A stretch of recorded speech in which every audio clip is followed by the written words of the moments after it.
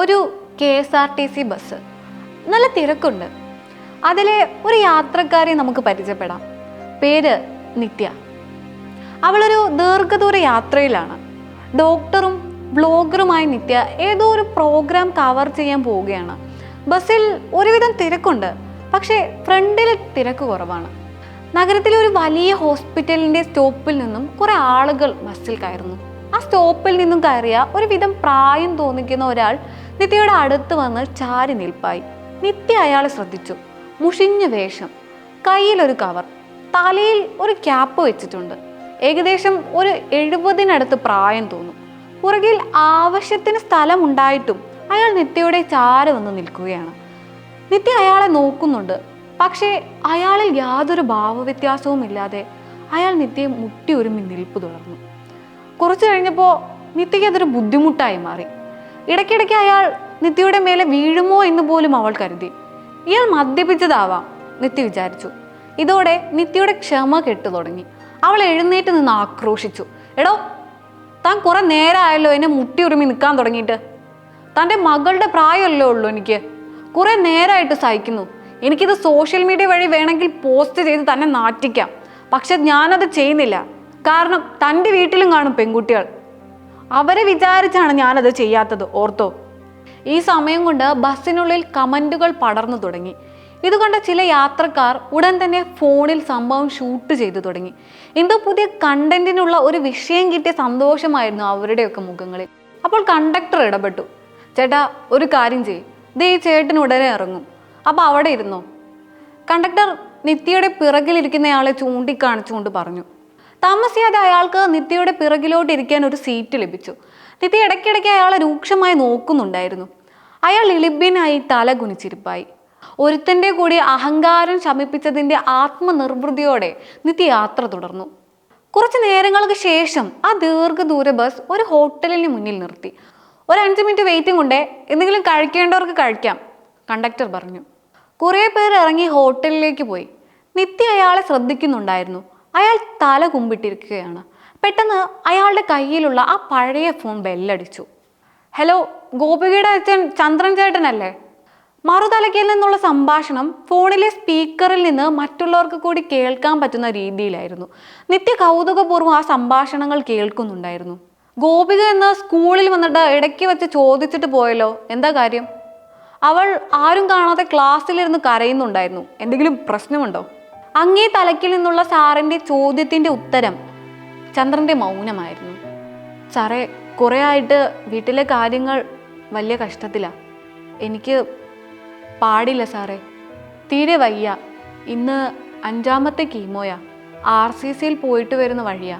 എന്നെ തന്നെ വിട്ടത്തിലുള്ള സങ്കടം അവൾക്ക്. പരീക്ഷ അടുക്കുമല്ലേ. ഞാനാ അവളെ നിർബന്ധിച്ചത് സ്കൂളിൽ പോകാൻ. 10ലല്ലേ സാറേ. കൂടെ ഒരു സുഹൃത്ത് വരുമായിരുന്നു, പക്ഷെ അവൻ ഇന്ന് വരാൻ പറ്റിയില്ല. അതവൾ അറിഞ്ഞു കാണും. ചേട്ടാ, ഇതിനൊക്കെ ആരെങ്കിലും കൂടെ കൊണ്ടുപോകണ്ടേ? ആരെങ്കിലും വേണ്ടേ സാറേ? ഞങ്ങൾ രണ്ടും മാത്രമേ ഉള്ളൂ. ഇപ്രാവശ്യം ഭയങ്കര ക്ഷീണ സാറേ. ബസ്സിൽ വീണു പോയേനെ ഞാൻ. ഇപ്പോൾ കുഴപ്പമില്ല. പക്ഷേ അതല്ല സാറേ എന്നെ കൂടുതൽ വിഷമിപ്പിക്കുന്നത്.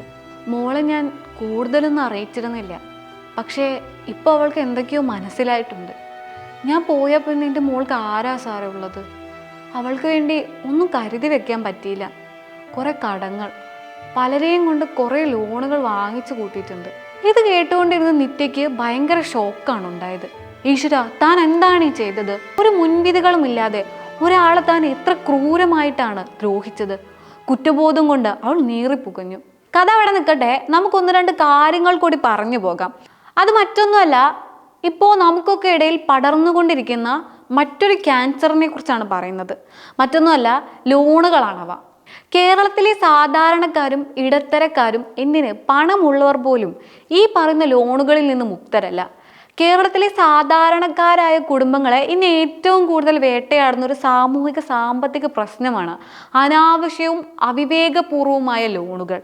എന്തിനും ഏതിനും ലോൺ, സിബിൽ സ്കോർ വേണ്ടതും വേണ്ടാത്തതുമായ loan, online loan, micro finance loan, personal loan, educational loan, TV, fridge, bike, AC, car, അങ്ങനെ പോകും ലോണുകളുടെ കാരണങ്ങൾ. ഒരു കാലത്ത് വീട് വെക്കാനോ മക്കളുടെ വിദ്യാഭ്യാസത്തിനോ വിവാഹത്തിനോ മാത്രമായി വായ്പകളെ ആശ്രയിച്ചിരുന്ന മലയാളി ഇന്ന് നിത്യജീവിതത്തിലെ ആഡംബരങ്ങൾക്കും ദൈനംദിന ചിലവുകൾക്ക് പോലും കടം വാങ്ങുന്ന അവസ്ഥയിലേക്ക് മാറിയിരിക്കുകയാണ് മലയാളി. ഇവയൊക്കെ ആവശ്യമില്ലെന്നല്ല, അവസ്ഥ അറിയാതെയുള്ള ഇത്തരം ലോണുകൾ കൂടുതൽ ബാധ്യതകളിലേക്ക് നമ്മളെ കൊണ്ടുചെന്ന് എത്തിക്കുന്നതിലാണ് കാര്യം. മൈക്രോ ഫിനാൻസ് ലോണുകൾ മുഖ്യമായും കേരളത്തിലെ കോളനികളെ ലക്ഷ്യം വെക്കുന്നു. ഒരു ലോൺ തീർക്കാൻ മറ്റൊരു ലോൺ, അത് തീർക്കാൻ മറ്റൊന്ന്, അങ്ങനെ അവർ അതിൽ നിന്ന് മോചനമില്ലാതെ കുടുങ്ങിക്കിടക്കുന്നു. ലോൺ തിരിച്ചടവ് മുടങ്ങുമ്പോൾ ബാങ്കുകളിൽ നിന്നും പലിശക്കാരിൽ നിന്നും ഉണ്ടാകുന്ന ഭീഷണികളും മാനസിക പീഡനങ്ങളും കുടുംബങ്ങളുടെ സമാധാനം തകർക്കുന്നു. നിർഭാഗ്യവശാൽ ഇത് പലപ്പോഴും കൂട്ട ആത്മഹത്യകളിലേക്ക് വരെ നയിക്കാറുണ്ട്. ഇത് പലപ്പോഴും ദമ്പതികൾക്കിടയിൽ നിരന്തരമായ വഴക്കുകൾക്കും വിവാഹ മോചനങ്ങളിലേക്കും വഴിമാറുന്നതിന് കാരണമാകാറുണ്ട്.